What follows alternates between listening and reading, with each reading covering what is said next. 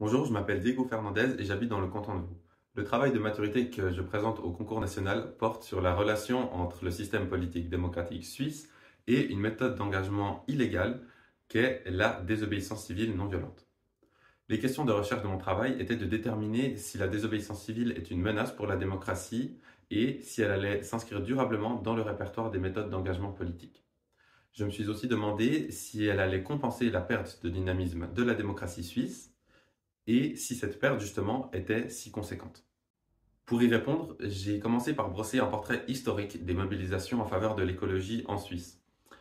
Ensuite, j'ai détaillé différents concepts utilisés dans le développement en me fondant sur plus de 10 études en sociologie des mobilisations. Enfin, la partie la plus importante est celle où j'ai interrogé des acteurs de la vie politique suisse pour croiser et analyser leurs réponses. Ma recherche montre aussi que la légitimité de la désobéissance civile repose sur le pilier de la défense d'intérêts supérieurs. Si on reconnaît l'existence d'intérêts supérieurs à la loi, la désobéissance civile est légitime. Il s'agit donc de se demander si de tels intérêts existent vraiment et sont légitimes.